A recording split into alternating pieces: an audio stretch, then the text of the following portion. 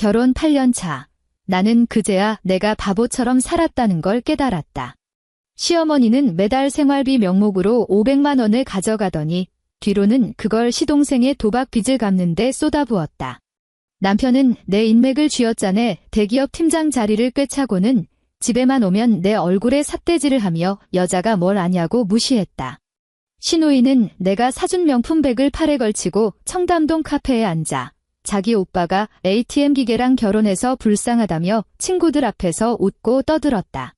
나는 참았다. 웃어 넘겼다. 그리고 그 모든 장부를 빠짐없이 기록했다. 이혼 판결문에 도장이 찍히는 그 순간까지. 그리고 마침내 은행 콜센터에 전화를 걸었다. 제가 불러드리는 가족명의 연동계좌 6개 전부 동결해주세요. 그로부터 5분 뒤 시어머니가 입원해 있던 VIP 병실로 수납을 재촉하는 간호사가 찾아갔다. 전 남편의 직속 상사 앞으로는 본사에서 내려온 인사발령 통지서가 도착했다. 시동생에게 돈을 빌려준 사채업자들의 손에는 그의 새로운 은신처 주소가 쥐어졌다. 너무 서두르지 마시라.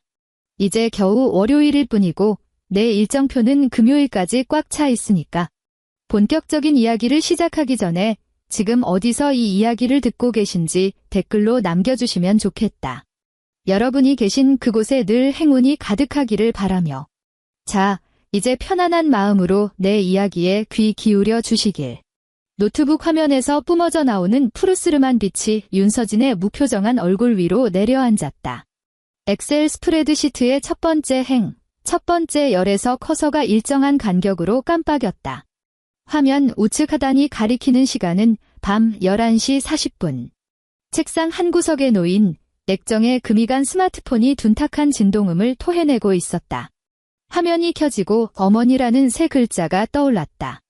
그 아래로 부재중 전화 47통이라는 작은 글씨가 보였다. 서진은 휴대폰에 손을 뻗지 않았다.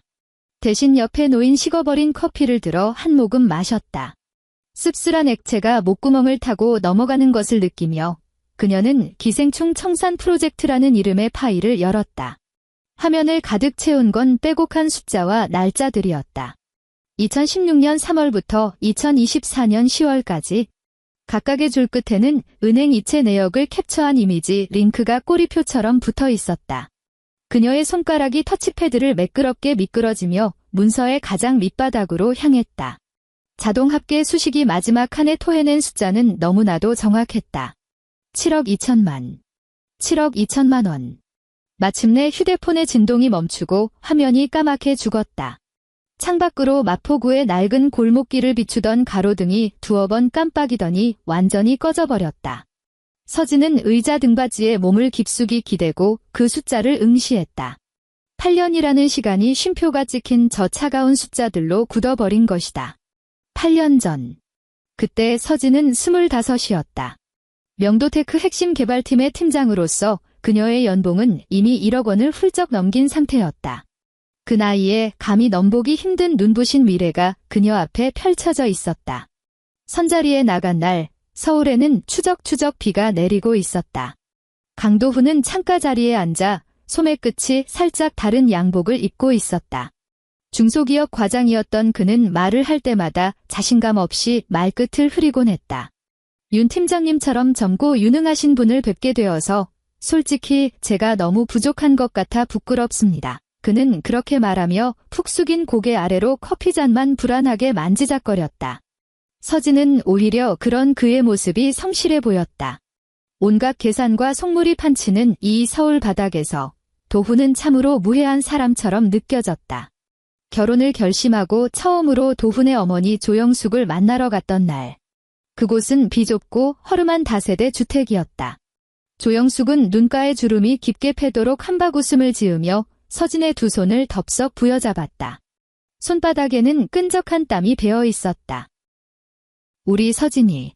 우리 도훈이가 사람이 참 착하고 성실한데 영혼이 없어서 좋은 기회를 못 잡았어. 조영숙의 목소리는 미세하게 떨렸지만 그녀의 시선은 서진의 손목에 채워진 명품 시계에 꽂혀 있었다.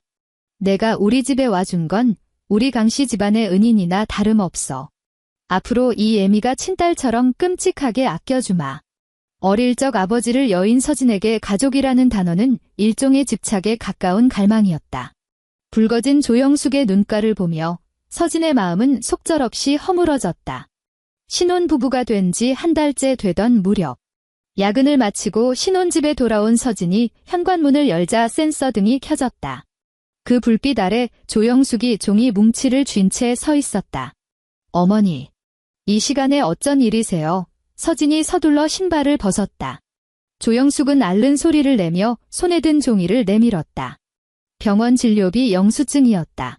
서진아, 애미가 요즘 허리 디스크가 도져서 밤에 잠을 잘 수가 없네.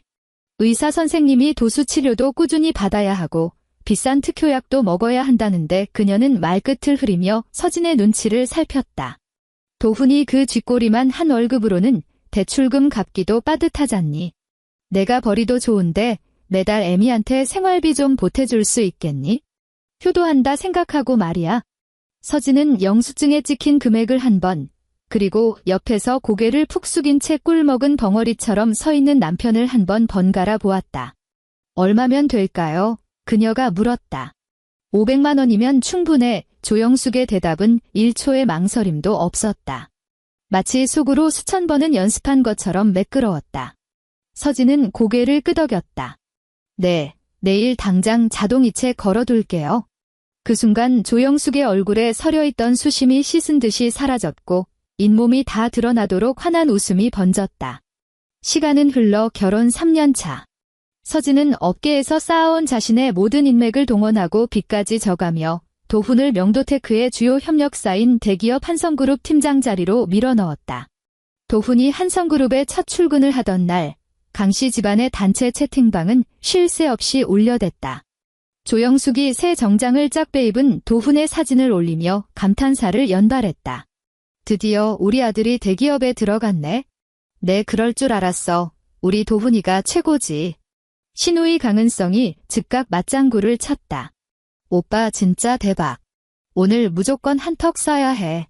시동생 강도준은 굽신거리는 이모티콘과 함께 메시지를 보냈다. 형, 나 급하게 쓸 데가 있는데 돈 좀 융통해주라. 수십 개의 메시지가 오갔지만 그 누구에 의해서도 준서진이라는 이름 석자는 나오지 않았다. 마치 도훈의 성공이 오로지 그 혼자만의 뼈를 깎는 노력의 결실인 양 떠들어댔다. 그날 밤 서진은 프로젝트 마감 때문에 새벽 1시가 넘어서야 파김치가 되어 집으로 돌아왔다. 현관문을 열자 거실은 칠흑같이 어두웠고 텔레비전 화면의 불빛만이 번쩍거리고 있었다. 도훈은 소파에 비스듬히 누워 플레이스테이션 패드를 쥔 채 엄지손가락을 미친 듯이 놀려대고 있었다. 도어록 열리는 소리에도 그는 고개 한 번 돌리지 않았다. 밥은 그가 툭 내뱉었다. 신발을 벗으려던 서진의 동작이 굳어버렸다. 화면의 불빛에 비친 남편의 옆얼굴에는 처음 만났을 때의 그 풋풋하고 조심스럽던 기색은 온데간데 없었고 무언가를 당연하게 요구하는 뻔뻔함만이 들러붙어 있었다. 오늘 야근했어? 서진의 목소리는 차분했다. 그럼 난 뭐 먹으라고? 도훈이 마침내 짜증 섞인 한숨을 쉬며 일시정지 버튼을 누르고 그녀를 획 노려보았다. 나도 하루 종일 뼈 빠지게 일하고 왔는데 집에 와서 따뜻한 밥 한 술 못 얻어먹어? 너 내가 대기업 들어가니까 이제 밥도 안 차려주겠다는 거냐? 서진은 그를 물끄러미 바라보았다. 위장에서부터 시큼한 위산이 역류하는 것 같았다. 그녀는 아무 말 없이 부엉이 걸음으로 주방에 가 냉장고 문을 열었다. 안에는 지난번 조영숙이 싸다 준 이미 시큼하게 쉬어빠진 밑반찬 몇 통이 전부였다. 결혼 5년 차. 켜켜이 쌓이던 골문 상처가 마침내 터져버렸다. 신우이 강은성의 결혼이 임박했을 때였다. 남자 측 집안이 꽤 빵빵하다며 은성은 혼수와 예단을 거창하게 해가야 한다고 유난을 떨었다. 주말 가족 식사 자리에서 조영숙이 숟가락을 탁 내려놓으며 서진을 빤히 쳐다보았다. 서진아, 은성이 다음 달에 식 올리는 거 알지? 그쪽 집안에서 요구하는 예단이 장난이 아니라서 우리 형편에 현금을 다 맞추기가 버겁구나. 조영숙이 헛기침을 하며 목소리를 깔았다. 내가 새언니고 굴지의 IT 기업 임원인데 한 5천만 원 정도는 시원하게 내줄 수 있지? 5천만, 500만 원이 아니었다. 젓가락을 쥐고 있던 서진의 손이 허공에 멈췄다. 그녀는 고개를 들어 맞은편에 앉은 시어머니의 눈을 똑바로 쳐다보았다. 어머니, 저 지난달에 도준 도련님빚 3천만 원 대신 갚아줬어요. 지금 제 수중에 5천만 원이라는 융통할 현금은 없어요.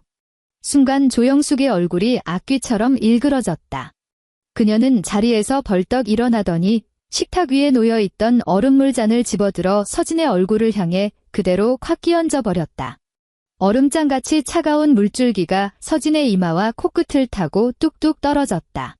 목선을 타고 옥기단으로 축축하게 스며들었다. 너 지금 말 다 했어. 조영숙이 서진의 얼굴에 삿대질을 해대며 악을 썼다.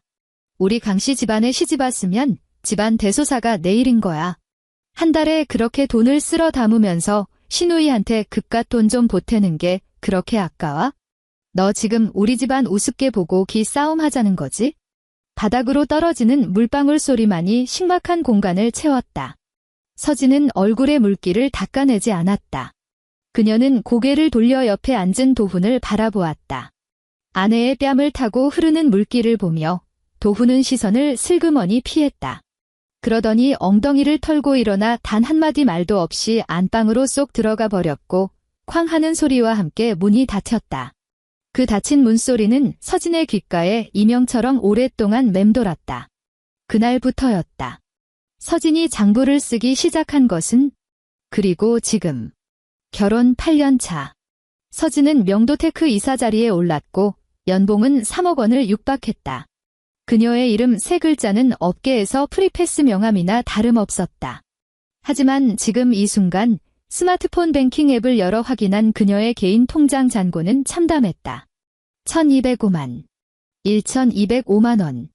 그 많은 돈은 다 어디로 증발했을까? 조영숙의 통장으로 매달 어김없이 꽂히는 500만 원. 도훈이 끌고 다니는 외제차 할부금, 자동차 보험료, 한 달 주유비까지. 전부 서진의 신용카드에 자동 결제로 묶여 있었다. 시동생 강도준이 치킨집을 차렸다가 말아먹은 8천만 원이 집구석에 쳐들어와 무릎을 꿇고 빌고 조영숙이 목을 매겠다고 난리를 치는 바람에 서진은 억지로 연대보증 서류에 도장을 찍어야 했다. 시누이 은성이 강남에 에스테틱 숍을 차릴 때 들어간 초기 자금 3천만 원 역시 서진이 개인 신용으로 끌어다 쓴 대출금이었다. 이 빌어먹을 집구석은 마치 거대한 거머리떼처럼 그녀의 온몸에 달라붙어 단 한 방울의 피마저 남김없이 쪽쪽 빨아먹고 있었다. 스마트폰 화면을 쓸어내리며 이체 내역을 확인하는 서진의 손끝이 얼음장처럼 차가워졌다. 이 모든 끈을 끌어버려야겠다고 다짐하게 만든 마지막 결정타는 지난 토요일 오후에 날아들었다. 도훈이 아주 중요한 서류를 집에 두고 출근해버렸다. 마침 회사 근처로 외근을 나갈 일이 있던 서진이 가는 길에 서류를 가져다 주기로 했다. 한성그룹 지하 방문객 주차장에 차를 대고 내리자마자 구석진 자리에 주차된 도훈의 검은색 세단이 눈에 들어왔다. 서진은 다가가서 앞 유리창에 서류 봉투를 꽂아두려 했다. 하지만 조수석 창문 가까이 다가간 순간 그녀의 발걸음이 돌부리에 걸린 듯 멈춰섰다. 조수석 시트 위에는 큐빅이 화려하게 박힌 여자 머리핀이 덩그러니 놓여 있었다. 그 옆 컵홀더에는 반쯤 마신 아이스 스타벅스 컵이 꽂혀 있었고 빨대 입구에는 새빨간 립스틱 자국이 선명하게 찍혀 있었다. 서진은 분노조차 느끼지 않았다. 그저 헛웃음이 나올 만큼 기이한 평온함이 찾아왔을 뿐이다. 그녀는 주머니에서 스마트폰을 꺼내 각도를 맞춘 뒤 그 머리핀과 립스틱 자국, 그리고 차량 번호판이 다 나오게 사진을 찍었다. 도훈을 찾으러 사무실로 올라가지 않았다. 그녀는 서류 봉투를 쥔 채 돌아서서 자신의 차로 걸어갔다. 운전석에 앉은 그녀는 노트북을 열고 기생충 청산 프로젝트 엑셀 파일을 켰다. 새로운 시트를 하나 추가했다. 이름은 D-30분. 크게 21번 들이마신 그녀가 시동 버튼을 눌렀다. 지하 주차장을 울리는 엔진 배기음이 낮고 묵직하게 깔렸다. 앞으로 다가올 30일은 아주 정밀하고 완벽하게 살을 도려내는 외과 수술이 될 것이다. 첫 번째 단계. 서진은 박정혁 변호사의 사무실 소파에 앉아 있었다. 테이블 위에는 김이 모락모락 나는 찻잔 2개가 놓여 있었다. 윤 이사님, 박 변호사가 금태 안경을 밀어 올리며 서류철을 넘겼다. 넘겨주신 자료들을 검토해보니 상황이 아주 명확합니다. 지난 8년간 발생한 시댁의 굵직한 지출, 자가 아파트 계약금, 모든 대출 상환액의 출처가 전부 이사님 개인 계좌로 증명되네요. 도훈 쪽은요? 서진이 물었다. 강도훈 씨 명의로 된 실질적인 자산은 단 한 푼도 없습니다. 그쪽 급여 내역을 보면 자잘한 개인 카드값이나 출처가 불분명한 현금 인출로 다 빠져나갔더군요. 박 변호사가 서류철을 덮었다. 지금 당장 이혼 소송을 제기하신다면 재산 분할 과정에서 상대방은 이사님의 특유재산이나 전액 출자하신 자산에 대해 단 1원도 가져갈 수 없습니다. 물론 이 모든 자금의 출처가 이사님이라는 걸 확실히 증명할 수 있다는 전제하에 말이죠. 증명하고도 남죠. 서진이 테이블 위에 USB를 가리켰다. 여기 다 담겨 있으니까요. 두 번째 단계. 서진은 한성그룹 인사부 김 이사를 호텔 라운지로 불러내 티타임을 가졌다. 5년 전 도훈이 그 회사에 무혈 입성할 수 있었던 것도 전부 이 김 이사의 입김 덕분이었다. 윤 이사님, 정말 오랜만입니다. 김 이사가 사람 좋은 웃음을 지으며 찻잔을 들었다. 명도테크에서 이번에 터뜨린 큰 프로젝트, 이사님이 총괄하셨다면서요? 업계에 소문이 자자합니다. 과찬이십니다. 다 팀원들이 고생해준 덕이죠. 서진이 부드럽게 미소 지으며 가벼운 근황을 나눈 뒤 서서히 본론으로 들어갔다. 김 이사님, 실은 오늘 뵙자고 한 건 개인적인 일로 좀 확인할 게 있어서요. 말씀하시죠. 강도훈 팀장 귀사에서 근무 태도나 실적은 좀 어떤가요? 순간 김 이사의 얼굴에 띄고 있던 웃음기가 어색하게 굳어졌다. 그가 찻잔을 내려놓으며 무겁게 한숨을 내쉬었다. 이왕 물어보시니 솔직히 말씀드리겠습니다. 강 팀장 최근 3년 연속 인사 고과시 등급입니다. 저희 회사 내규상 2년 연속 시 등급이면 권고사직 대상에 올라갑니다. 다만 추천해준 윤 이사의 체면을 생각해서 여태 눈 감아주고 있었다는 뜻이었다. 서진은 찻잔을 들어 올라오는 뜨거운 김을 후후 불었다. 김 이사님. 그동안 제 얼굴 봐주시느라 정말 마음고생 많으셨습니다. 그녀가 고개를 들어 김 이사의 눈을 똑바로 응시했다. 입가에는 한치의 오차도 없는 완벽한 미소가 걸려 있었다. 다음 달부터는 제 체면 같은 건 일절 신경 쓰지 않으셔도 됩니다. 회사 내규대로 원칙대로 처리해 주십시오. 김 이사는 잠시 멍한 표정을 짓더니 이내 상황을 파악한 듯 묵묵히 고개를 끄덕였다. 세 번째 단계. 서진은 스마트폰으로 은행 앱에 접속했다. 이체 관리 메뉴로 들어갔다. 수취인 조영숙, 기체 금액 500만 원, 매월 15일 자동이체로 설정된 버튼을 눌렀다. 해지하시겠습니까? 묻는 팝업창에서 확인을 눌렀다. 그리고 직접 이체로 설정을 바꿨다. 저장. 디데이. 서울가정법원. 복도를 비추는 형광등 불빛이 유난히 창백했다. 조정실 안, 서진과 도훈은 무표정한 판사를 사이에 두고 마주 앉아 있었다. 도훈은 다림질도 안 된 구깃구깃한 셔츠 차림에 입이 찢어지라 하품을 해댔다. 밤새 게임이라도 한 건지 눈 밑에는 시커먼 다크서클이 턱 밑까지 내려와 있었다. 그는 지금 이 상황이 얼마나 심각한지 전혀 눈치채지 못하고 있었다. 그저 아내가 차에서 발견된 그 큐빅 머리핀 때문에 또 유난을 떤다고 굳게 믿고 있었다. 여자들이란 늘 저러니까 대충 비위 맞춰주고 도장 한 번 찍어주면 밤에 명품 가방 하나 사안기고 끝날 일이라 여겼다. 빨리 끝내고 가서 길드레이드 뛰어야 하는데 시간만 아깝다고 생각할 뿐이었다. 판사가 기계적인 말투로 조정조서 내용을 읊어내려갔다. 양측은 혼인관계를 해소하는 데 동의하며 재산 분할에 관해서는 도훈의 귀에는 아무 소리도 들어오지 않았다. 그는 테이블 위에 펜을 낚아채더니 내용 따위는 읽어보지도 않고 마지막 장에 휘갈기듯 서명했다. 됐지. 이제 가도 돼. 그가 펜을 탁 소리나게 던지며 서진을 짜증스럽게 쳐다보았다. 서진이 조용히 펜을 집어들었다. 그녀의 손끝은 조금의 떨림도 없이 고요했다. 합의서 위에 준서진 석자가 정갈하게 새겨졌다. 판사가 서류를 건네받아 내용이 일치하는지 확인한 뒤 붉은색 도장을 집어들었다. 도장이 종이에 닿으며 탁 하는 경쾌한 마찰음이 고요한 조정실 안에 울려 퍼졌다. 서진이 손목에 찬 시계를 내려다보았다. 오후 2시 3분. 자리에서 일어난 그녀가 코트 자락을 매무새 있게 쓸어내렸다. 그리고 도훈을 바라보았다. 지난 8년 동안 단 한 번도 지어본 적 없는 가장 홀가분하고 다정한 미소가 그녀의 입가에 피어올랐다. 도훈아, 작별 인사처럼 나직한 목소리였다. 앞으로 잘 살아. 순간 도훈은 그 미소가 지나치게 눈부시다고 느꼈지만 더 깊게 생각하기를 포기하고 차 키를 챙겨 도망치듯 밖으로 나갔다. 문을 열고 나가는 그의 찌질한 뒷모습을 눈에 담은 뒤 서진도 법원 정문을 나섰다.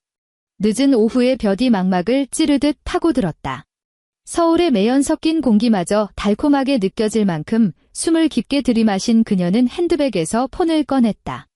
은행 VIP 전용 콜센터 다이얼을 눌렀다. 안녕하십니까, 윤서진 고객님. 무엇을 도와드릴까요? 제가 불러드리는 가족명의 연동계좌 6개, 결제 승인 전부 막아주세요. 서진의 목소리에는 일말의 동요도 없었다.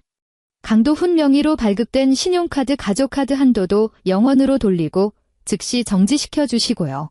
지금 당장이요. 오후 2시 8분. 이혼 판결문에 도장이 찍힌 지 정확히 5분이 지난 시간이었다. 법원 앞 벤치에 앉아있는 서진의 귓가로 상담원의 상냥하고 프로페셔널한 음성이 들려왔다. 고객님, 요청하신 6개 계좌의 자동이체와 결제 기능 모두 정지 처리 완료되었습니다. 강도훈 님 명의의 가족카드 역시 승인 거절 상태로 변경되어 향후 어떠한 거래도 불가능하십니다. 수고하셨습니다. 전화를 끊은 서진은 폰을 가방에 쑤셔 넣고 도로 위를 바쁘게 오가는 차들을 무심히 바라보았다. 같은 시각, 서울 시내의 모 대학병원, VIP 1인실 전용 병동. 하루 입원비만 60만 원에 육박하고 통유리창 너머로 한강이 파노라마처럼 내려다 보이는 곳이었다. 조영숙은 펑퍼짐한 환자복을 입고 전동 침대에 비스듬히 누워 벽걸이 대형 텔레비전을 시청하고 있었다. 허리 디스크 수술 경과가 아주 좋아서 당장 퇴원해도 무방하다는 의사의 소견이 있었지만 그녀는 완벽한 안정을 핑계로 기어코 일주일을 더 버티고 있는 중이었다. 스테이션에서 당직 간호사가 오늘의 병원비 정산을 위해 카드 단말기를 조작하고 있었다. 조영숙의 보호자 명의로 등록된 카드를 리더기에 긁었다. 모니터 화면에 거래 실패를 알리는 붉은색 경고창이 뜨며 띡 하는 신경질적인 파열음이 울렸다. 승인이 거절되거나 한도가 초과된 카드라는 문구가 선명했다. 기계 오류인가 싶어 간호사가 칩을 닦아내고 다시 한번 카드를 꽂았다. 결과는 마찬가지였다. 결제 실패. 간호사는 무거운 발걸음으로 조영숙의 VIP 병실을 향해 걸어갔다. 오후 2시 50분.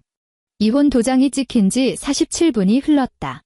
도훈은 회사로 돌아가는 차 안에서 운전대를 잡고 있었다. 조수석에 던져둔 폰이 미친 듯이 진동하며 발작을 일으켰다. 발신자는 어머니였다.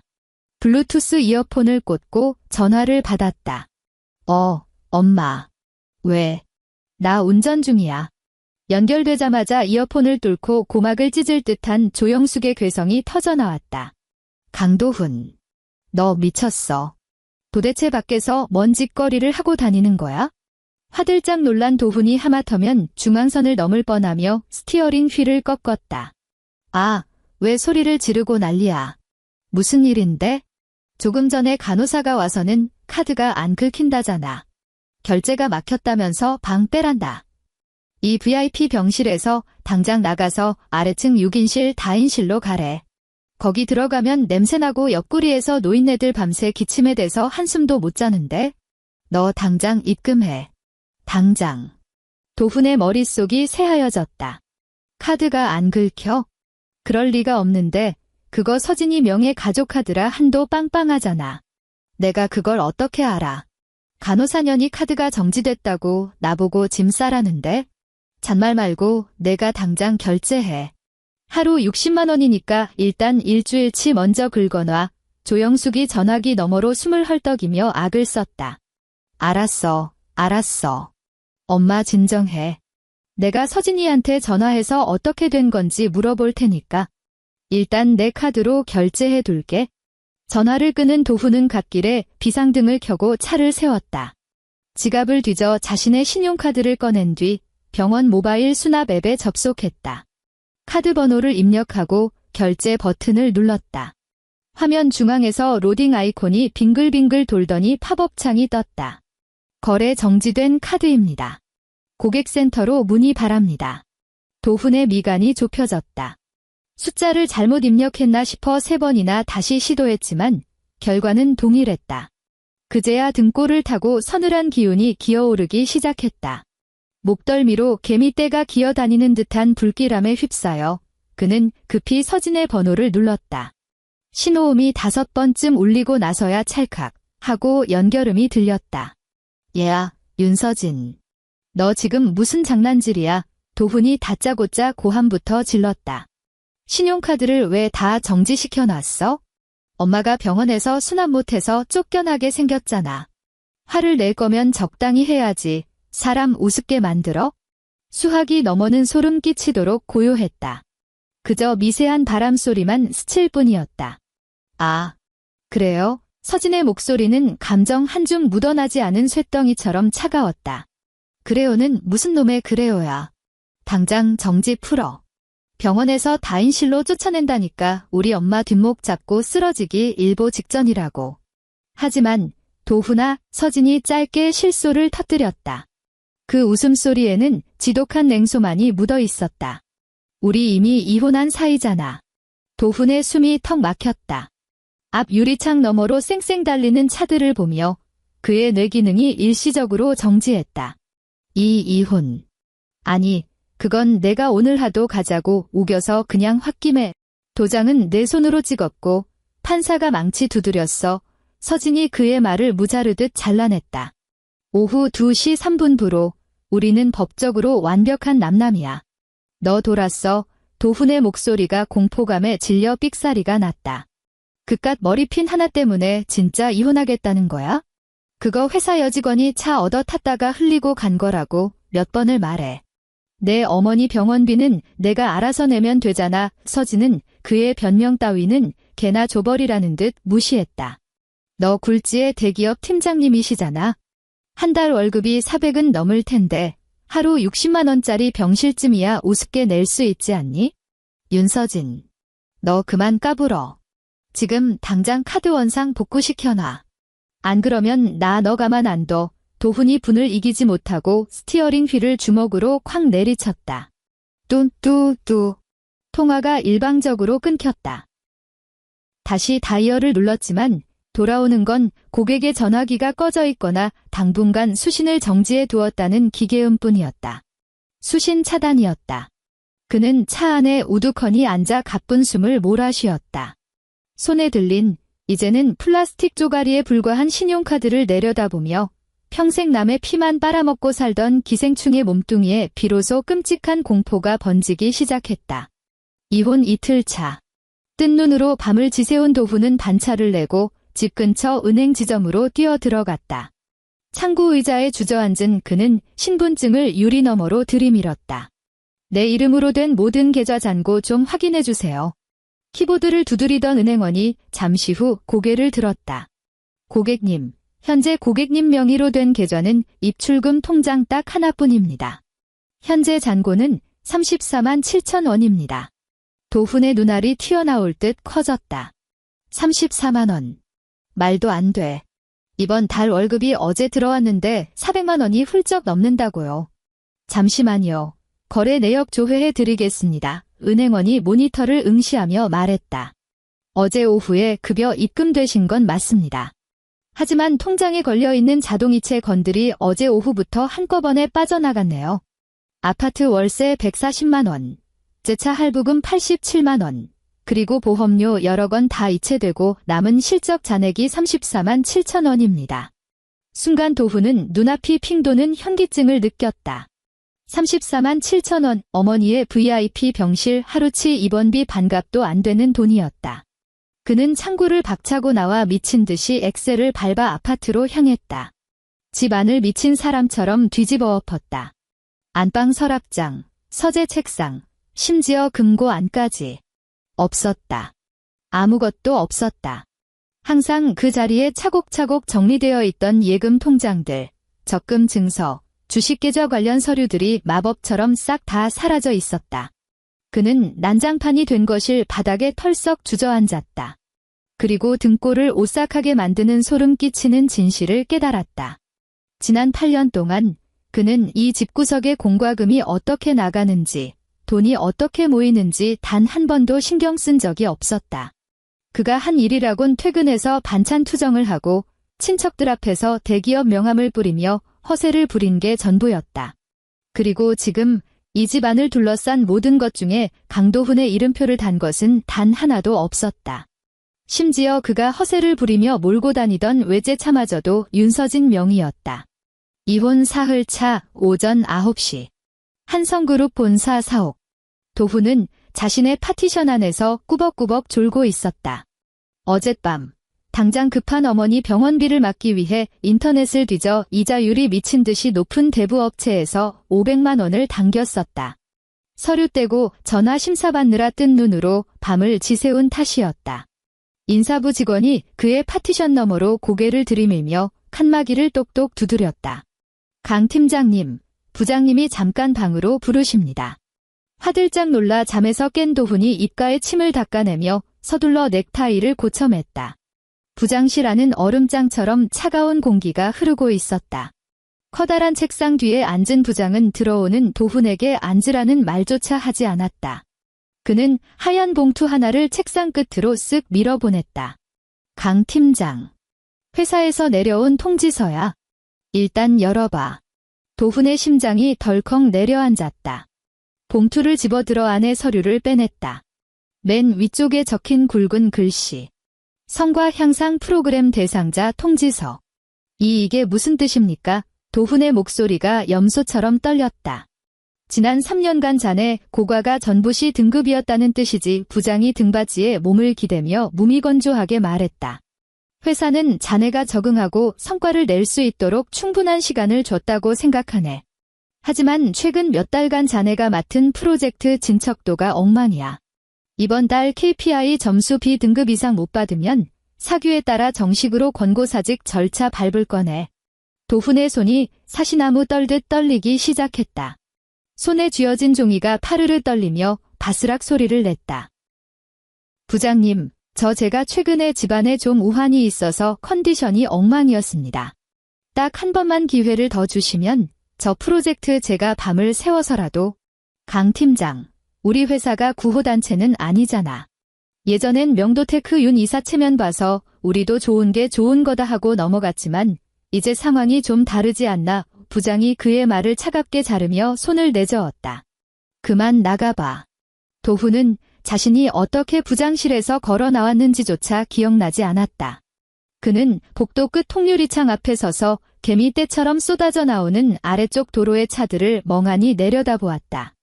덜덜 떨리는 손으로 스마트폰을 꺼내 서진과의 카카오톡 채팅창을 열었다. 문장을 썼다 지웠다를 수십 번 반복했다. 결국 그가 보낸 메시지는 비참하기 짝이 없었다.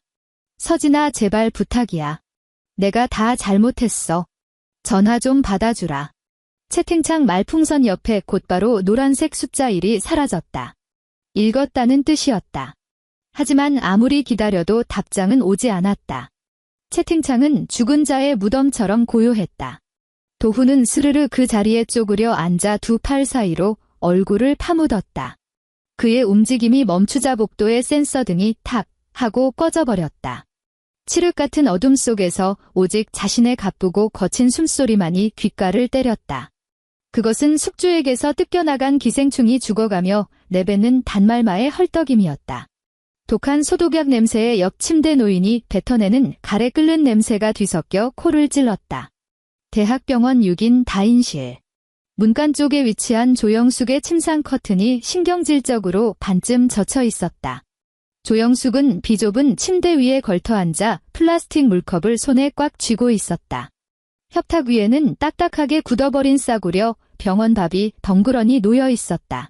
한강이 내려다 보이던 통유리창 대신 벽구석에 허물어진 벽지와 지지직거리는 소리를 내는 낡은 형광등만이 그녀의 머리 위를 비추고 있었다.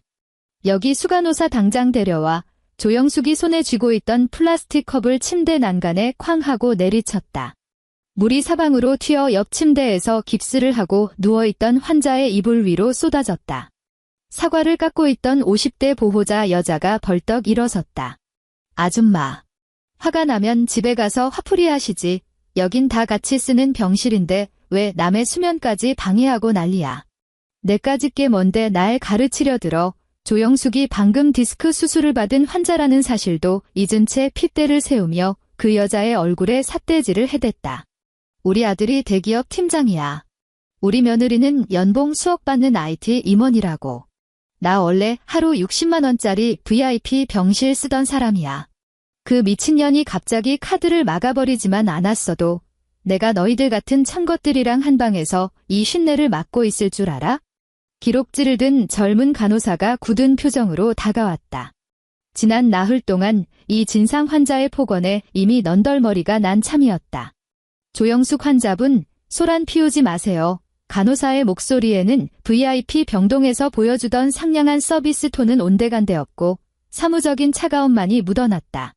환자분 원무과 수납이 계속 안 되고 있는 상황입니다. 이런 식으로 다인실에서 계속 소란 피우시면 저희도 보안요원 부르고 강제 퇴원 조치할 수밖에 없습니다. 내가 날 쫓아내. 나 허리 아직 낫지도 않았어. 너희들 이거 살인 미수야. 조영숙이 침대를 탕탕 내리치며 악을 썼다. 그때 복도 쪽에서 구두 뒷굽이 바닥을 때리는 날카로운 소리가 들려왔다. 병실 문을 열고 강은성이 들어서자 독한 샤넬 향수 냄새가 병실 안의 소독약 냄새를 짓눌러버렸다. 무릎까지 내려오는 트위드 코트를 입고 한 손에는 서진이 생일 선물로 사준 한정판 명품백을 든 그녀의 모습은 온갖 분비물 냄새가 찌든 이 비좁은 6인실과는 지독하게 어울리지 않았다. 은성은 본능적으로 코를 막으며 얼굴을 찌푸렸다. 엄마, 여기서 또 무슨 진상을 떨고 있어? 은성이 목소리를 낮추며 다가가 조영숙의 허공을 젓는 팔을 확 낚아챘다. 은성아, 너 인제 오면 어떡해? 조영숙은 동아줄이라도 잡은 양딸의 손목을 뼈가 으스러져라 움켜쥐었다. 내 오빠는 어딨어? 왜 아직도 돈을 안 보내는 거야? 나 이 냄새 나는 데서 단 하루도 못 버텨. 저기 저 늙은이는 밤새도록 폐병 환자처럼 기침을 해대서 돌아버릴 것 같단 말이야. 은성은 주변 환자들과 보호자들이 쏘아보는 경멸 어린 시선을 느끼며 얼굴이 화끈 달아올랐다. 그녀는 신경질적으로 어머니의 손을 뿌리치고 간호사를 향해 돌아섰다. 죄송합니다. 저희 어머니가 예민하셔서요. 지금 바로 퇴원 수속 받겠습니다. 나 퇴원 안 해. 내가 왜 나가. 그 윤서진 그년더러 당장 기어와서 결제하라고 해. 엄마, 은성이 참다 못해 조영숙의 악다구니를 찢어발기듯 소리쳤다. 새언니 오빠랑 이혼했어. 아직도 새언니가 와서 돈 내줄 줄 알아? 오빠는 전화도 안 받고 나 쇼배도 일 썩어나는데 엄마 제발 나 좀 그만 망신시켜. 조영숙의 얼굴이 굳었다. 반쯤 벌려진 입술 사이로 바람 빠지는 소리만 새어나왔다. 30분 후 은성은 1층 원무과에서 자신의 카드로 밀린 다인실 입원비와 약제비를 전부 긁었다. 영수증을 끊어주는 원무과 직원이 모니터를 힐끗 보며 기계적으로 말했다. 총 114만 3천 원 결제되셨습니다. 자신의 폰으로 날아온 카드 결제 알림 문자를 보며 은성은 아랫입술을 지시기듯 씹었다. 병원의 지하 주차장은 축축하고 음산했다.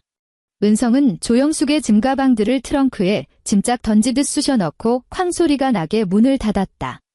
허리 수술을 받은 지 얼마 안 된 조영숙은 통증을 참으며 끙끙거리며 조수석에 기어 들어갔다.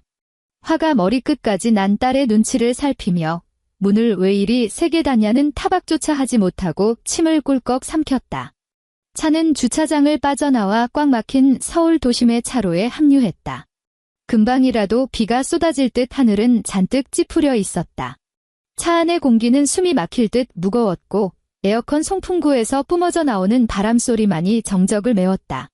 창밖으로 휙휙 지나가는 도로 풍경을 보며 조영숙은 코트 자락을 불안하게 만지작거렸다. 한참의 침묵 끝에 그녀가 기어이 이를 가는 듯한 목소리로 입을 열었다. 그 미친년, 진짜 머리 검은 짐승은 거두는 게 아니라더니. 우리 집안에 시집와서 지가 손에 물이나 제대로 묻혀봤어? 8년 동안 꿀 빨면서 공주 대접다 봤더니 이제 지 혼자 잘 나가니까 뒤통수를 치고 도망가? 말 한마디 없이 카드 싹둑 자르는 게 인간이 할 짓이야. 이거 아주 작정하고 내 숨통 끊어놓으려는 수작이라고. 운전대를 꽉 쥔 은성의 눈동자는 앞차의 붉은 브레이크 등만을 섬뜩하게 노려보고 있었다. 붉은 빛이 번지는 그녀의 여벌굴이 기괴하게 일그러졌다. 엄마 은성의 목소리에는 높낮이가 없었다. 왜? 내가 없는 말 했어?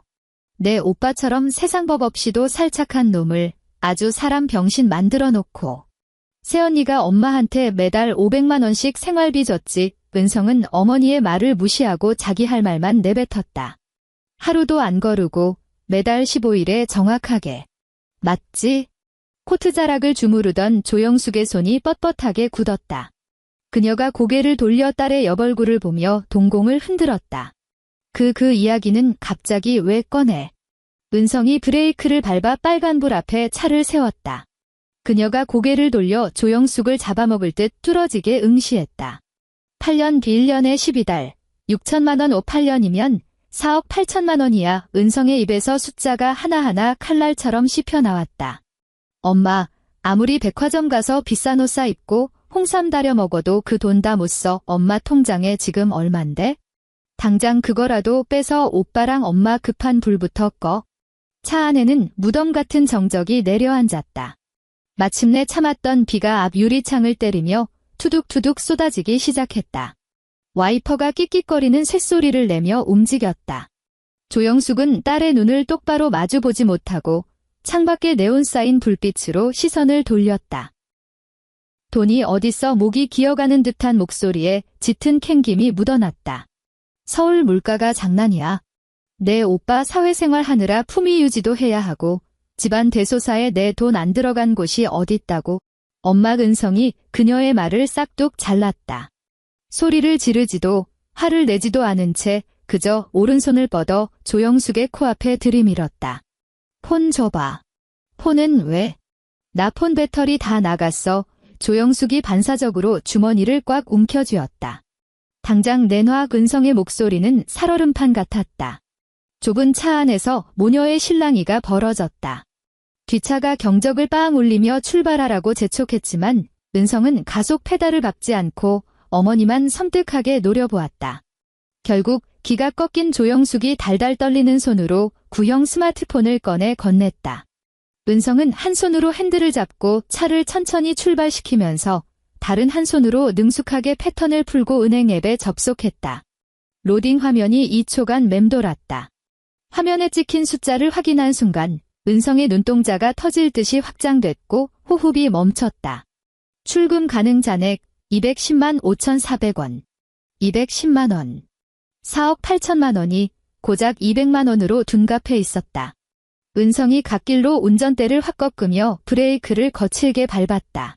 타이어가 젖은 아스팔트 위에서 끼기기기 찢어지는 비명을 질렀고 조영숙의 몸이 앞으로 확 쏠렸다가 안전벨트에 튕겨나오며 윽 하는 신음을 토했다. 돈 어딨어? 은성이 몸을 틀어 휴대폰 화면을 조영숙의 코앞에 들이밀었다. 극도의 분노로 목소리가 사시나무처럼 떨렸다. 4억 8천. 그 돈 다 어디로 빼돌렸냐고. 엄마 보이스피싱이라도 당했어?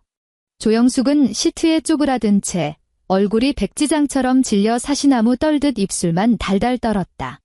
은성의 손가락이 미친 듯이 화면을 아래로 쓸어내리며 이체 내역을 훑었다. 3개월 전 강도준 님에게 1,000만 원 이체. 5개월 전 강도준 님에게 2,500만 원 이체. 1년 전 강도준 님에게 5천만 원 이체. 스크롤을 내려도 끝이 없는 이체 내역. 예금주는 전부 한 사람의 이름이었다. 강도준. 치킨집 말아먹고 허구한 날 빚쟁이들한테 쫓겨다니는 집안의 골칫덩어리 막내 아들. 이거 전부 다 걔한테 퍼다 줬어. 은성의 목구멍에서 짐승의 쇳소리 같은 갈라진 음성이 터져나왔다. 도준이 치킨집 망한 8천만 원도 새언니가 보증 서서 떠안았잖아. 근데 엄마는 우리 몰래 지난 8년 동안 그 어마어마한 돈을 깨 도박빚 갚는데 다 털어넣었다고? 조영숙이 벼랑간 엉엉 소리 내어 울기 시작했다. 바닥에 주저앉아 떼쓰는 억지가 아니라 뼛속까지 차오른 죄책감과 공포에 질린 오열이었다. 내가 그럼 어떻게 사채업자들이 우리 도준이 손모가지 발모가지 다 자르겠다고 협박을 하는데 내 배 아파 낳은 내 새끼 죽게 생겼는데 나보고 어쩌라고 은성아, 내 친동생이잖아. 눈앞에서 질질 짜고 있는 이 늙은 여자를 보며 은성은 등골이 오싹해질 만큼 소름 끼치는 한기를 느꼈다. 항상 무미건조한 표정이었지만 매달 15일이면 어김없이 꽂히던 윤서진의 500만 원 송금 알림. 가족 식사 자리에서 대기업 팀장 명함을 내밀며 뻔뻔하게 군림하던 친오빠 강도훈의 역겨운 낯짝. 그리고 윤서진의 개인 신용대출 3천만 원으로 에스테틱 숍을 차려놓고 속으로 쾌재를 부르던 자신까지. 이들 가족은 전부 윤서진이라는 튼튼한 숙주에게 달라붙어 피를 빨아먹던 거머리떼에 불과했다. 그리고 그 거머리들의 정점에는 자신의 어머니가 있었다. 어머니는 숙주에게서 빤 피를 모조리 밑 빠진 독이나 다름없는 막내 아들에게 퍼붓고 있었던 것이다. 이제 숙주가 핏줄을 끊어버렸다. 영양 공급이 끊긴 거머리들은 이제 서로의 살을 파먹으며 죽어갈 일만 남았다. 은성은 조영숙의 무릎 위로 스마트폰을 던져버리고 다시 운전대를 고쳐 잡았다. 은성아. 조영숙이 쥐어짜듯 딸의 이름을 불렀다. 입 닥쳐. 은성은 앞 유리에 부딪히는 빗줄기만 뚫어지게 응시했다. 오늘부로 나한테 연락하지 마. 내 숍대 출금 맡기도 벅차니까 나한테 손 벌릴 생각 꿈도 꾸지 마. 차량이 다시 거친 배기음을 내며 빗속으로 돌진했다. 조수석에 웅크린 조영숙은 이제 숨소리조차 내지 못하고 부들부들 떨기만 했다. 이혼 열흘차. 마포구의 낡은 아파트. 아침 7시. 동이 막 터오는 시각. 복도에는 새벽의 서늘한 냉기가 서려 있었다. 강도훈은 거실 소파에 널브러져 있었다. 다 구겨진 양복 재킷을 이불 삼아 덮은 채였다.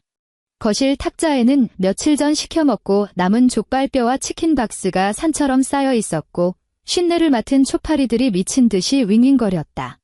서진이 떠난 뒤로 이 집구석을 치우는 사람은 아무도 없었다. 싱크대에는 구역질 나는 냄새를 풍기는 그릇들이 썩어가고 있었다. 지난 열흘간 그는 머리 잘린 파리처럼 발버둥 쳤다. 어머니의 입원비, 지난달 한도 초과를 찍은 자기 명의의 신용카드 결제 대금, 그리고 밤낮 없이 울려대는 대부업체의 추심 전화까지. 숨통을 조여오는 압박감에 매일 밤 소주를 2병씩 병나발을 불어야만 겨우 눈을 붙일 수 있었다. 쾅, 쾅, 쾅. 아파트 현관문이 부서져라 울렸다. 문틀 전체가 덜덜 떨리는 듯 했다. 도훈이 화들짝 놀라며 소파 밑으로 나동그라졌다. 머리는 깨질 듯 아팠고 위장이 뒤틀리며 구역질이 밀려왔다. 쾅, 쾅, 쾅. 단순히 주먹으로 두드리는 게 아니라 둔기 같은 걸로 문짝을 내려 찍는 소리였다. 누구야, 시발. 아침 빡치게 도훈이 까치집이 된 머리를 극적이며 슬리퍼를 질질 끌고 현관으로 다가갔다. 그는 곧바로 문을 열지 않고 도어뷰 렌즈에 눈을 바짝 가져다 댔다. 바깥 풍경을 확인한 순간 그의 핏줄 속 알코올이 순식간에 증발해버렸다. 까까머리에 덩치가 산만한 산에 3명이 문 앞을 막아선 채였다. 맨 앞에선 목덜미에 용문신이 시퍼렇게 살을 뚫고 나온 사내가 가죽 점퍼 주머니에서 새빨간 종이 뭉치를 꺼내 현관문에 척척 바르고 있었다. 도훈은 숨 쉬는 것조차 잊어버린 채 뒷걸음질을 쳤다. 등짝이 신발장에 쿵 부딪혔다. 현관문 너머로 굵고 쇳소리가 섞인 사내의 목소리가 쩌렁쩌렁하게 울려 퍼졌다. 강도훈 씨 맞지? 안에 있는 거 다 아니까 숨소리 내지 말고 문 열어. 도훈이 마른 침을 꿀꺽 삼켰다.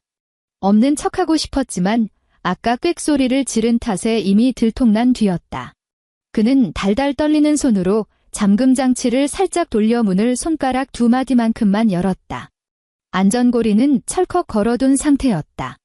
누구십니까? 도훈의 목소리는 사포로 목구멍을 긁어내는 것처럼 쩍쩍 갈라졌다.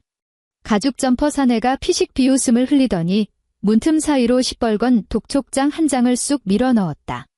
당신 찾으러 왔지? 그리고 당신 그 호루새끼 동생 강도준 놈 몇 따러 왔고 사내가 담배 연기를 길게 내뿜었다. 매캐한 연기가 문틈을 타고 들어와 도훈의 눈을 찔렀고 그는 캑캑 기침을 토했다. 동생 놈 야반도주했어. 전화기는 꺼져 있고 살던 원룸은 방 뺐더군. 우리 사무실에서 끌어다 쓴 돈이 2억 3천만 원이야.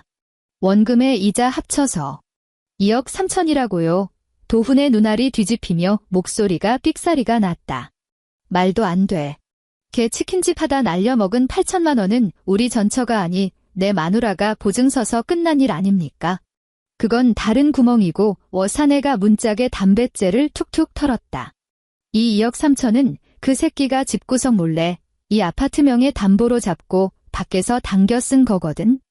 지 형이 대기업 팀장이고 형수가 IT 기업 임원이라 이 집도 형님네 거라며 존나게 이빨을 까더라고. 우리가 그걸 믿었지? 사내가 말을 멈추더니 살모사 같은 눈으로 문틈 사이에 도훈을 쏘아보았다. 근데 시벌, 어제 등기부등본 떼어보니까 이 집 4명이 아니더라. 내 전처란 여자가 열흘 전에 변호사 껴서 너희 집안 빚이랑 깔끔하게 선 그어놨더구먼. 이제 너희 집안 개털인 거 온 세상이 다 알아. 도훈은 다리에 힘이 풀려 신발장에 기댄 채 바닥으로 스르르 주저앉았다. 그건 나랑 상관없는 일 아닙니까? 돈 빌려간 놈을 잡으셔야지 왜 나한테 와서 이럽니까? 누굴 잡아? 애비 빚은 자식이 갚고 동생 빚은 형이 갚는 게 바닥 생리야. 내 동생 놈 튀었고 내 애미는 길거리에 나앉게 생겼는데 우리가 널 안 조지면 누굴 조져? 사내가 주먹으로 쇠문짝을 콱 내리치자 안전고리가 금방이라도 끊어질 듯 찰창거렸다. 혓바닥 길게 빼지 마. 딱 사흘 준다. 사흘 안에 돈 못 만들면 대기업 팀장이고 나발이고 옷 벗을 준비해라. 내 회사 로비에 플래카드 쫙 걸어놓고 아주 스타로 만들어줄 테니까. 사내는 그 말을 남기고 뒤돌아섰다. 계단을 쿵쿵 울리며 내려가는 구둣발 소리가 멀어졌다. 도훈은 냉기도는 현관 타일 바닥에 웅크린 채 사시나무처럼 벌벌 떨었다. 그는 바닥에 떨어진 핏빛 독촉장을 집어들었다. 시뻘건 굵은 글씨로 찍힌 청구 금액과 날짜가 망막을 후벼 팠다. 그는 폰을 꺼내 강도준의 번호를 눌렀다. 없는 번호이오니 확인하시고 다시 걸어주시기 바랍니다. 손가락에 경련을 일으키며 이번에는 어머니 조영숙에게 전화를 걸었다. 신호음이 한참 울린 뒤에야 연결이 됐다. 버스 정류장 안내 방송 소리가 섞인 조영숙의 다 죽어가는 목소리가 들렸다. 도훈아. 엄마. 도준이 이 미친 새끼 어떻게 된 거야? 방금 사채업자들이 집까지 쳐들어와서 걔가 2억 3천을 빌려 쓰고 튀었다고 난리를 치고 갔어. 이게 도대체 무슨 일이야? 도훈이 액정에 침을 튀기며 미친 듯이 포효했다. 수화기 너머로 몇 초간 소름 끼치는 침묵이 흐르더니 이내 조영숙이 짐승처럼 울부짖는 소리가 터져나왔다. 도훈아, 제발 내 동생 좀 살려줘라. 걔가 나쁜 맘먹은 게 아니야? 노름판에 속아서 끌려가서 어떻게든 일은 돈 본전 찾으려다가 노름할 돈이 어디 있어서? 걔가 판 돈이 어디서 났는데? 내가 내 마누라가 매달 붙여주던 돈 안 쓰고 모아놨다가 걔한테 쥐어줬다. 순간 도훈은 뇌관이 터진 것처럼 머릿속이 쾅 하고 폭발하는 것을 느꼈다. 전부. 그 8년치 돈을 엄마가 싹 다 도준이 노름판에 꼬라박았다고? 걔도 불쌍한 놈이야. 형으로서 내가 한 번만 거둬. 도훈은 악에 받쳐 폰을 바닥에 내동댕이 쳤다. 액정이 거미줄처럼 박살났다. 그는 두 손으로 머리털을 쥐어뜯으며 짐승처럼 절규했다. 그는 이제야 똑똑히 깨달았다. 윤서진이 왜 그렇게 미련 한 톨 없이 칼같이 뒤돌아섰는지. 그 여자는 홧김에 이혼하자고 한 게 아니었다. 살기 위해 탈출한 것이었다. 그녀는 이미 몇 달 전부터 이 집구석이 안에서부터 어떻게 썩어 문드러지고 있는지 꿰뚫어 보았고 아주 정밀하고 잔인하게 연결된 핏줄들을 싹둑싹둑 잘라내 버린 것이다. 그리고 그 썩은 독피는 고스란히 도훈 자신의 몸뚱이로 역류하고 있었다. 이혼 15일차. 한성그룹 사옥. 오전 10시. 통유리창으로 비치는 아침 햇살이 눈알을 찌를 듯이 따가웠다. 도훈은 인사팀장 책상 앞에 죄인처럼 서 있었다. 셔츠 길은 누렇게 찌들어 있었고 넥타이는 삐딱하게 메어져 있었다. 사채업자들을 피해 며칠째 집에 들어가지 못하고 회사 지하 주차장 차 안에서 웅크리고 잔탓이었다. 눈 밑까지 거뭇하게 내려온 다크서클 탓에 그는 10년은 더 늙어 보였다. 인사팀장이 두툼한 서류 봉투 하나를 그가 서 있는 쪽으로 쓱 밀었다. 아주 조심스러운 동작이었지만 고요한 방 안에서는 사형 선고처럼 묵직하게 다가왔다. 강도훈 씨, 회사 측에서 내리는 정식 해고 통지서입니다. 팀장은 그를 더 이상 강 팀장이라 부르지 않았다. 도훈은 그 서류 봉투를 멍하니 내려다볼 뿐 손을 뻗지 못했다. 팀장님, 이러시면 안 됩니다. 도훈의 목소리는 비참하게 떨리고 있었다. 제가 이 회사에 바친 청춘이 5년입니다. 공은 없어도 고생한 정은 있지 않습니까? 단지 지난번 고과 한 번 떨어졌다고 이렇게. 인사 고과만의 문제가 아닙니다. 팀장이 앞에 놓인 파일처를 펄럭 넘기며 기계적으로 쏘아붙였다. 지난 2주 동안 강도훈 씨 지각 8번에 조퇴 4번. 무단결근 이틀. 거기다 엊그제 오후에는 로비에 시퍼런 깍두기 새 놈이 찾아와서 깽판을 쳤더군요. 이름 석자 쩌렁쩌렁 부르면서 당장 돈 갚으라고. 보안팀에서 이미 위로 다 보고 올라갔습니다. 사내 분위기 쑥대밭 만든 거 아시죠? 도훈의 얼굴에서 핏기가 싹 가셨다. 입을 뻐끔거렸지만 변명 한마디 튀어나오지 않았다. 회사는 이런 식으로 기업 이미지 실추시키는 행위는 용납 못합니다. 그래도 지난 시간 얼굴 붉힌 정이 있어서 징계 해고는 면해주고 권고, 사직으로 처리해드린 겁니다. 퇴직 위로금은 법적 기준에 맞춰 다음 달 15일 급여 통장으로 싸드릴 테니 팀장이 파일을 덮고 자리에서 일어섰다.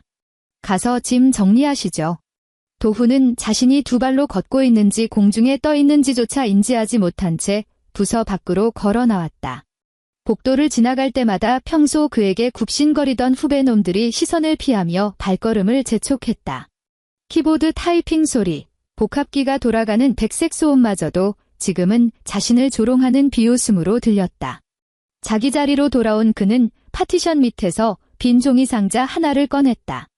기계처럼 물건들을 쓸어 담았다. 입사 첫 해 기념품으로 받은 회사 로고가 박힌 머그잔. 제주도 신혼여행 때 찍은 사진이 든 액자.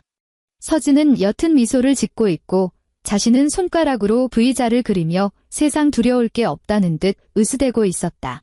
그 액자를 집어들던 도훈의 손이 파르르 떨리며 상자 안으로 액자를 떨어뜨렸다. 유리면이 쩍 갈라졌다. 그는 파편을 줍지 않고 남은 잡동사니를 쑤셔 넣었다. 잉크가 말라버린 볼펜 몇 자루, 먼지 앉은 탁상 달력. 대기업 명함에 취해 허송세월했던 5년이라는 껍데기는 볼품없는 종이상자 하나를 다 채우지도 못했다.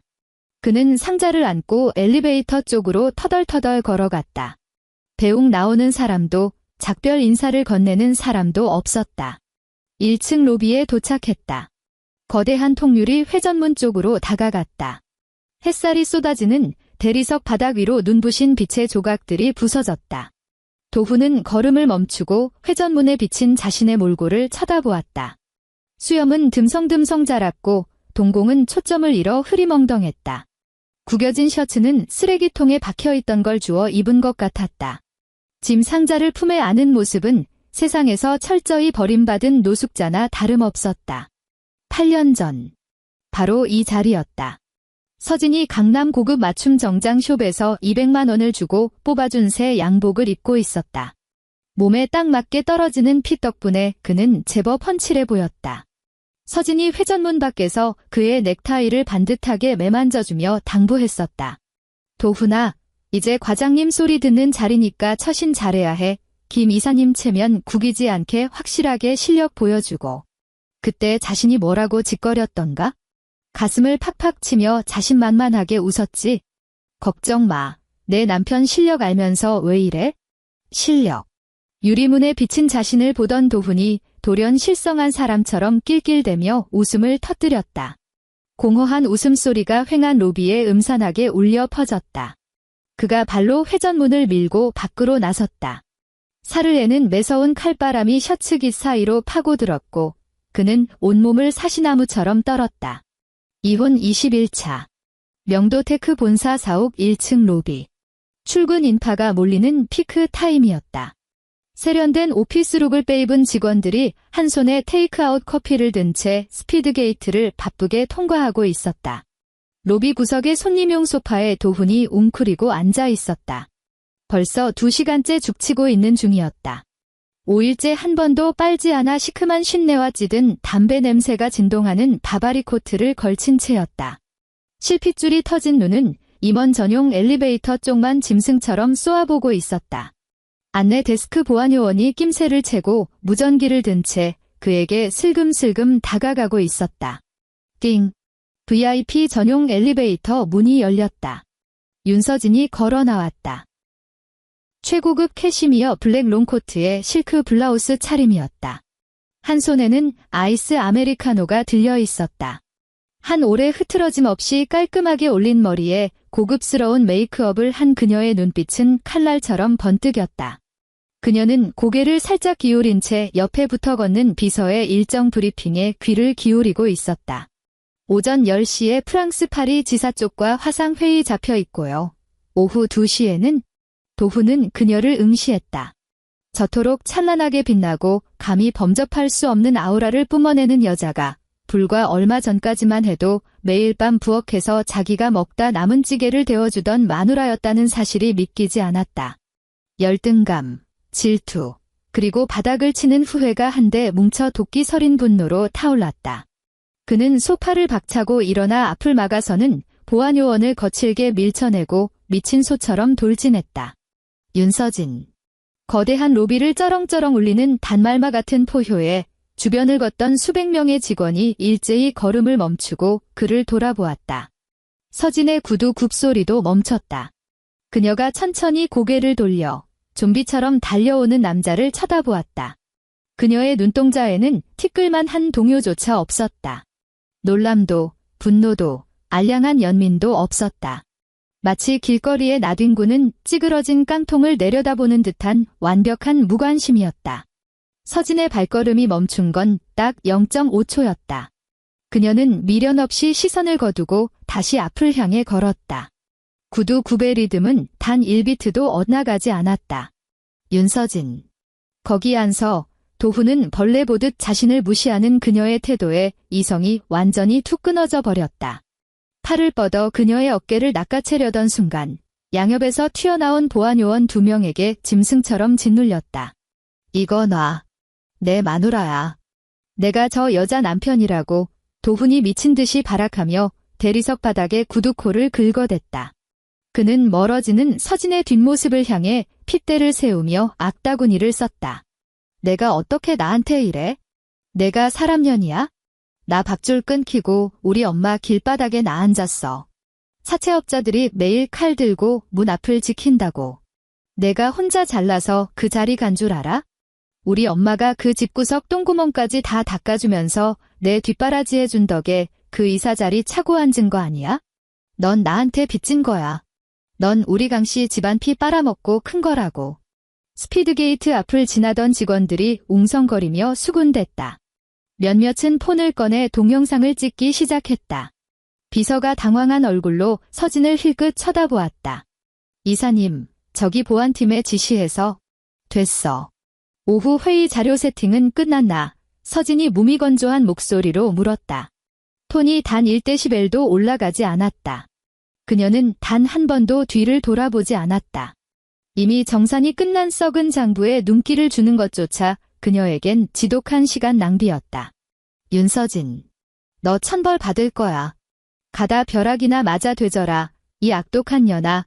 도훈의 저주 섞인 괴성은 자동문 밖으로 점점 멀어지며 짐승의 훌쩍임으로 잦아들었다. 보안팀장이 무전기에 대고 소리쳤다. 빨리 끌어내. 경찰 불러. 업무방해로 집어넣어. 도훈은 두 보안요원에게 양팔이 꺾인 채 바닥에 발을 질질 끌리며 현관 밖으로 패대기 쳐졌다. 그의 눈앞에서 거대한 회전문이 육중하게 닫혔다.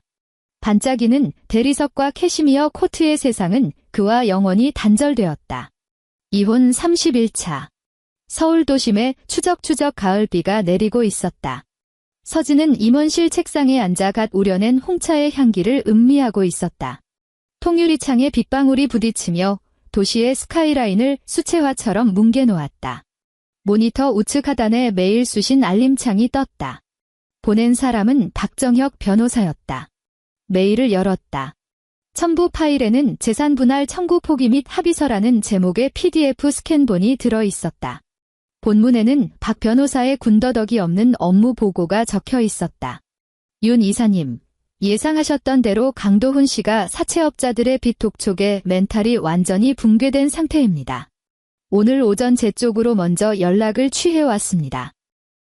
그는 재산 분할에 대한 일체의 권리를 포기하고 혼인 기간 형성된 모든 자산이 이사님의 특유재산임을 인정하며 향후 어떠한 형태로도 이사님께 접근하지 않겠다는 조항에 서명했습니다. 당장 숨통을 조이는 악성 채무 일부를 막을 수 있는 긴급 자금을 요구하더군요. 협상 끝에 합의금은 1천만 원으로 타결지었습니다. 가장 골치 아픈 추심업체의 소액 급전부터 막을 수 있도록 그가 지정한 계좌로 이미 송금을 완료했습니다. 해당 합의서는 양측 서명이 완료되어 공증 절차까지 마쳤습니다. 법적, 서류상으로 이사님과 강씨 집안의 끈은 아주 완벽하게 절단되었습니다. 서진은 화면에 찍힌 숫자를 물끄러미 응시했다. 1천만 원. 지난 8년. 그녀가 저 밑 빠진 독에 때려 부은 돈이 자그마치 7억 2천만 원이었다. 그런데 고작 1천만 원이라는 푼돈을 던져주고서 자신의 골수를 파먹던 저 지긋지긋한 거머리대를 완벽하게 박멸해버린 것이다. 참으로 헛웃음이 날 만큼 수지 맞는 장사였다. 홍차 잔을 들어 입가에 가져갔다. 따뜻하고 향긋한 찬물이 식도를 타고 내려갔다. 답장 버튼을 누르고 키보드를 두드렸다. 딱 2글자. 수고하셨습니다. 전송. 노트북을 덮은 그녀가 자리에서 일어나 통유리창으로 다가섰다. 잿빛으로 물든 서울의 비 내리는 풍경을 내려다보았다. 8년 만에 처음으로 폐부 깊숙한 곳까지 막힘없이 숨이 쉬어지는 것을 느꼈다. 이혼 45일 차. 서울 노원구 언저리. 빽빽하게 들어선 낡은 다세대 주택가, 독거노인과 기초생활수급자들이 모여 사는 빈민가였다. 14평짜리 반지하 셋방. 장판 구석구석 시커먼 곰팡이가 피어있고 환기가 되지 않아 하수구 썩는 냄새가 콧속을 찔렀다. 월세 50만 원짜리 이 방은 은성이 자기 신용카드로 현금 서비스를 받아 겨우 우겨 넣어 준 곳이었다. 보풀이 잔뜩 인싸구려 스웨터를 걸친 조영숙이 부엌 구석에 쭈그려 앉아 종량제 봉투를 정리하고 있었다. 허리 디스크는 꾸준한 재활 치료를 받지 못한 탓에 이제 조금만 서 있어도 뼈를 깎아내는 듯한 통증이 밀려왔다. 오후 5시. 꼬질꼬질한 장바구니를 든 그녀가 골목 어귀의 중형식자재 마트로 들어섰다. 창백한 형광등 불빛이 번쩍이는 마트 안리 시간은 채소 코너 직원이 유통기한 임박 상품에 노란색 할인 딱지를 붙이는 황금 시간대였다. 조영숙은 억척스러운 동네 아줌마들 틈바구니에 끼어 매의 눈으로 냉장 매대를 훑었다. 그녀의 주름진 손이 잽싸게 낚아챈 것은 노란색 반갑 스티커가 붙은 콩나물 한 봉지였다. 1,500원. 그걸 장바구니에 쑤셔 넣고 유통기한이 오늘 자정까지인 두부 한 모를 집어든 순간 계산대 쪽으로 몸을 돌리던 조영숙의 시선이 허공에 찰흙처럼 늘어붙었다. 채소 코너 맞은편 복도에서 한 중년 여성이 카트를 끌고 다가오고 있었다. 윤기가 좔좔 흐르는 고급 캐시미어 카멜 코트에 우아하게 세팅된 미용실 웨이브 머리. 그녀가 미는 카트 안에는 마블링이 화려한 최고급 한우 갈비 세트와 수입산 체리가 가득 담겨 있었다. 서진의 친정어머니였다. 조영숙의 숨이 턱 막혔다. 반사적으로 매대 뒤로 몸을 숨기려 했지만 다리에 모래주머니를 찬 듯 한 발짝도 떨어지지 않았다. 서진의 어머니도 그녀를 발견했다. 허공에서 두 사람의 시선이 정통으로 부딪혔다. 조영숙은 1,500원짜리 콩나물 봉지를 쥔 손에 핏기가 가실 정도로 힘을 꽉 주었다. 비닐이 바스락거리는 소리가 유난히 크게 들렸다. 그녀의 입가에 굽신거리는 본능이 튀어나오며 기괴할 정도로 억지스러운 비굴한 미소가 번졌다. 사돈지간이라는 얄팍한 인연을 방패 삼아 아는 척이라도 해보려는 듯 상체를 엉거주춤하게 앞으로 숙였다. 하지만 서진 어머니의 얼굴에는 분노조차 없었다. 경멸도, 적대감도 아닌 지나가는 노숙자를 쳐다볼 때나 지을 법한 철저한 무관심과 냉담함만이 그 눈동자에 서려 있었다. 그녀는 눈길 한 번 주지 않고 고개조차 까딱하지 않은 채 카트를 밀어 조영숙의 곁을 쓱 스쳐 지나갔다. 매끄러운 바닥을 미끄러지는 카트 바퀴 소리만이 귓가를 때렸다. 서진 어머니의 코트 자락에서 풍기는 고급스러운 향취가 조영숙의 보풀 일어난 스웨터를 스치고 지나갔다. 조영숙은 망부석처럼 그 자리에 얼어붙었다. 쪼글쪼글한 얼굴에 걸려있던 비굴한 미소가 서서히 녹아내리더니 이내 잿빛 절망으로 기괴하게 무너져 내렸다. 그녀는 천천히 고개를 돌려 계산대를 향해 멀어지는 사돈의 뒷모습을 바라보았다. 그리고 고개를 숙여 거칠고 투박한 자신의 손과 그 손에 들린 물러터진 1,500원짜리 콩나물 봉지를 내려다보았다. 마트 스피커에서 폐점 세일을 알리는 경쾌한 뽕짝 멜로디가 울려 퍼질 때까지 그녀는 차가운 냉장 매대 앞에 우두커니 서 있었다. 이혼 61차. 제주도 애월읍. 아찔한 절벽 끝자락에 자리 잡은 최고급 부티크 호텔. 테라스 너머로는 끝없이 펼쳐진 시퍼런 바다가 출렁이고 있었다. 새하얀 거품을 물고 현무암 바위를 때리는 파도 소리가 귀를 간지럽혔다.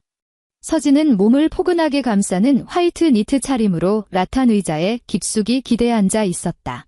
테이블 위에는 크레마가 진하게 깔린 아메리카노 한 잔이 김을 모락모락 피워내고 있었다. 짭조름한 바다 내음을 머금은 바람이 그녀의 머리칼을 부드럽게 흐트렸다. 그녀의 손에 들린 아이폰 화면에는 사진첩에 최근 삭제된 항목 폴더가 열려 있었다. 그곳에는 300여 장의 사진이 담겨 있었다. 8년 전 웨딩 촬영 사진. 내가 사준 양복을 입고 어색하게 웃고 있는 강도훈. 추석 명절 가족 사진. 상석을 차지한 조영숙, 그 팔짱을 낀 은성, 구석에서 까불대는 도준.